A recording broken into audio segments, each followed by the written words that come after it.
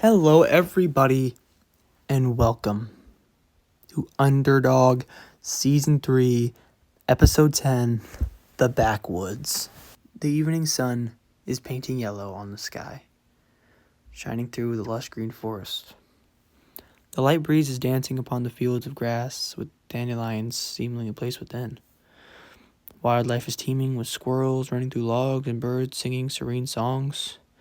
A brown house sits alone on the fields, and inside the smell of freshly baked pie fills the air. In one of the rooms is a bedroom plainly decorated with a bed, wardrobe, and a desk. At the desk sits a younger Dylan, resting his head on his hand, writing something with the pen in his right hand. Someone's feet appear at the doorframe, and it's Dylan's mom, and she knocks on the doorframe. Alice is here. Dylan sets his pencil down and gets out of his chair, running to the living room and then to the front door. He unlocks the door and twists it open. Alice is standing there in black shorts and white t-shirt. Come on, I gotta show you something. Alice nods and runs inside, closing the door behind him. Following Dylan, he goes to Dylan's room and looks at the drawings on the desk. Hey, these are pretty good. Dylan is rummaging through his closet on a step stool. Thanks. I've been practicing. Dylan grabs something out of the closet as Alice lifts up the few scattered papers, looking at them. Dylan steps off the stool and pushes it back into the closet with his foot and closes the closet. He's holding a brown box that has a dent in it, reaching it out for Alice to grab. Alice takes it and looks at Dylan confused before he opens it, setting the lid to the side.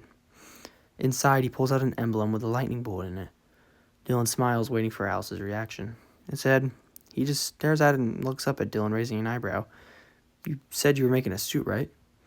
Alice stammers for a moment before putting the emblem back in the box. I can't be a superhero. Sure you can. I've seen you do hard things before. Yeah, just because I can do more pull-ups than you doesn't mean I'm some hero. You know, anyone can be a hero. It's who they are that makes them super. I'll think about it. Alice closes the box and sets it on the desk with the drawings. So why'd you really want me to come over? Dylan smiles, and the camera focuses out of the door and out the window on the forest. It cuts to them walking down the hill behind Dylan's house towards the forest. I thought you weren't allowed to come back here. Yeah, I'm not. Alice chuckles as they reach the bottom of the hill and look into the forest that seems to go on for miles. Why, though? Dylan shrugs. Thought it could be fun. Dylan starts to jog into the forest, and Alice follows. It cuts to them walking on a dirt trail in the forest. Dylan is kicking a stone on the ground, and Alice is looking around the forest and the leaves and animals. Do you have a favorite bird? I've never really thought about it before. Dylan looks up from the stone and now into the forest. Blue jays. Alice fake yawns. Jeez, what do you want me to say? Anything but a blue jay. You could have said a falcon. That would have been acceptable. Acceptable? It's subjective, dude. Alice stops and points to something. A stream of water flowing through the forest. You know, when me and my dad went down to Florida, we saw a bunch of gators eating a dead animal. Awesome, Dylan says sarcastically. It was awesome to me. Dylan steps over the rocks and into the stream. He kicks the water before stepping out on the other side. So, tell me more about your powers. Alice steps across the stream after Dylan. You know, run super fast. Dylan turns to Alice, walking backwards. Show me. Alice rolls his eyes. He stops walking and starts to run using his super speed. He runs in circles around Dylan, sending leaves and grass into the air. He stops and Dylan is watching, grinning big with amazement in his eyes. Alice puts his arms up looking for Dylan's response. You could vacation wherever you want. Alice laughs. That's what you take away from that? That's sick, though. How'd you get it again? Alice's smile falters, and he puts his hands in his pockets. I got kind of sick. They put some syringes in me, and my blood just didn't like what they put in me. Bam. Super speed. Damn. Lucky. Alice sighs and looks at the ground, rubbing the back of his neck with his hand. Sometimes I feel drowsy, but the pros outweigh the cons. Come on, there's something I really need to show you.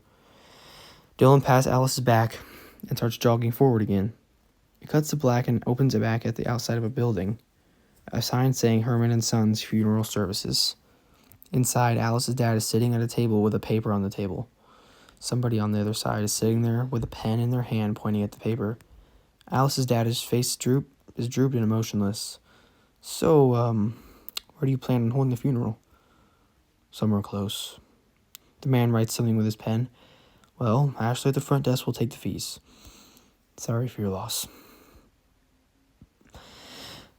Alice's dad just blinks in response and stands up, pushing in the chair. Outside the building, Alice's dad walks out and sighs, cold air coming out of his mouth. He goes to his car and gets in, slamming the door behind him. He crosses his arms, resting them on the steering wheel, and lays his head down. It cuts to Dylan sitting on his bed. The sheets are folded on the corner of his mattress. He's staring forward at the blank wall. His stare, just as blank. It cuts to a different angle of Dylan showing the other side of his bedroom. Items are thrown around and a potted plant on the floor with the dirt spilt and scattered everywhere on the carpet. It zooms closer to his face. His eyes are red and puffy. He sighs, drooping his head before getting up off the bed and walking towards the bathroom door. Inside, the mirror is cracked in the corner, but everything else is normal. He puts his hands on the sink and looks at himself in the mirror. He creaks the faucet on and puts his hand below the running water. With his now wet hands, he runs them on his face. He goes to a towel on the wall and dries them off. He holds onto the towel for a moment longer. He feels the fabric between his fingers before pulling away and walking out of the bathroom. He goes to his front door and grips the handle. He takes a deep breath and opens the door, walking out, closing it behind him. It cuts his shoes walking on grass. Back in the woods, Dylan and Alice are still walking, with Dylan leading Alice somewhere. Soon, Dylan stops, puts his hand on Alice's shoulder, and points at something in the distance. Alice stops and smiles. Cool, huh? How long you know this was here? Dylan lets go of Alice's shoulder and keeps going towards the thing he pointed at. The camera cuts to a skeleton with moss and grass on him, sitting in a faded blue chair in a cockpit. The window of the cockpit gets filled with Dylan and Alice looking in. Sucks to be that guy. Good thing we're not dying anytime soon. Alice nudges Dylan with his arms. Yeah, whatever. It cuts to the body of the plane submerged into the ground, covered in moss and vines. The camera facing the cabin door, with the two stepping in over the detached wing to the door. Alice steps to the door and tries to open it, but it doesn't budge. Come. Dylan gestures for Alice to follow, and he goes back to the cockpit window, smashing it open. With glass flying everywhere, the two step over the window and onto the control panel, slowly going down it until they landed onto the grass that's overtaking the floor of the plane. This is crazy. Alice runs his finger on the mossy skeleton's head before making a disturbed face. What part? Alice takes his finger off the skeleton, rubbing two fingers together, making the moss fall off. I don't know. The fact a commercial airplane just crashed right into your backyard? We walked pretty far out. Not so much my backyard anymore. Alice opens the cockpit door and goes into the passenger cabin with Dylan following close behind.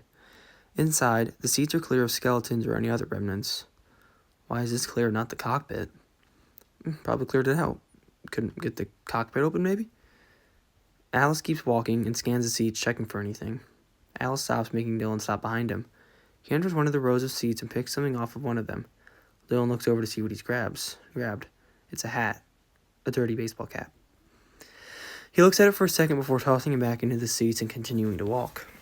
Dylan follows, looking at the hat for a second before walking past it. They reach the back of the plane, and Alice stops, turning to face Dylan. This it? Were you expecting more? Alice leans on the back wall of the plane, crossing his arms. Before being able to finish his sentence, the wall Alice is leaning on breaks, making him fall backwards. Running through the hole in the wall, Dylan bends over Alice. You all right? I should have figured this was back here. Dylan puts his hand down and Alice grabs it, pulling back to his feet. Alice brushes off his pants and turns to the hole, seeing unopened crates. He looks back at Dylan before stepping in. It cuts to the warehouse, and Jake and Zara are sitting on the couch. Miranda is lying on her bed, and Alan isn't there. Jake looks over to Zara. It's good Alan isn't in here. He'd be dead the second he'd walk in. Zara stays silent, just scratching her eyebrow. I know he didn't really kill him, but if Lotus didn't kill him, that sickness would have. Yeah. Jake looks away from Zara and focuses on Miranda up the stairs. She'll be fine. Jake takes a deep breath. We all will. What about Dylan? Him and Atlas, they were... inseparable. Yeah. Jake looks back at Zara. We need to get rid of Lotus. If it was as easy as that. It is. Zara raises an eyebrow and it cuts to Alice and Dylan for prying open one of the crates in the back. Flinging the top off with dust coming out, the boys cough and faint it out of the air before Dylan reaches down into the box and pulls out a phonograph. He sets it down to the side and checks in the crate one more time before stepping back and seeing Alice standing by a crate with at least 4 other ones open. Jeez, dude. Alice speeds to another box and opens that one with Dylan walking past the unopened box, seeing what was in them, until he reaches Atlas and stands by him, viewing what's in the box with him. Barely visible because of the absence of the light, Atlas pats around the inside of the crate before he feels something inside. He feels a soft surface, feeling like a cloud was placed inside the box. He gets a grip of it and pulls it out, bringing it to some light.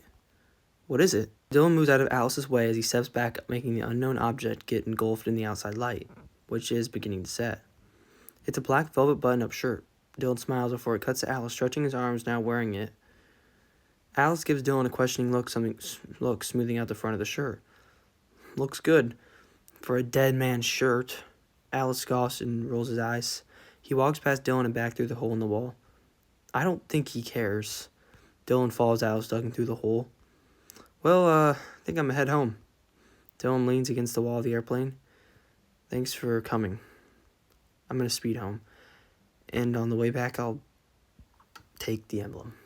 Dylan smiles, nudging Alice's shoulder. I knew you'd come around. Alice puts his hands on his hip, smiling. Probably just hanging on my wall or something. Dylan rolls his eyes and Alice steps back before speeding off, leaving Dylan alone in the airplane. But not alone at all. It cuts back to the warehouse and the 3 that were there earlier are gathered together in a circle. So Lotus is a robot. Thanks. Jake side-eyes Zara before motioning back to the paper on the table they're circled around. Anyway, there's just no way that any robot can live without some kind of power source. We find it, we destroy it. But before Jake can say another word, the front door opens. It's Dylan storming in and stopping before the table. What are you guys doing? Talking about Lotus. Dylan nods, changing his gaze to the floor. Alice's funeral. It's Sunday morning. The 3 nod silently. Dylan turns and begins to walk away. You could join us if you'd like. Dylan turns around with his eyes swelling up with tears. Thanks, but Alice's dad should have somebody to talk to. Zara nods as Dylan walks out the front door. Hopefully he gets over this. It'll be hard, but we need him. The 3 just stand there a moment, taking in everything. Jake takes a deep sigh before taking a huge breath. So where were we? Some sort of Lotus power source? Jake looks at Miranda, who's been standing there silent the whole time. You got any ideas, Miranda? Miranda's eyes widen, seemingly getting distracted from her spacing out. No. Whatever you're talking about sounds great, Jake. Jake blinks at Miranda for a second before rubbing his eyes over his face and walks toward the main area. Zara glances at Miranda before also walking away. Today, we're here to honor the life of a young man. It cuts to Alice's dad standing at a podium reading off cards on it.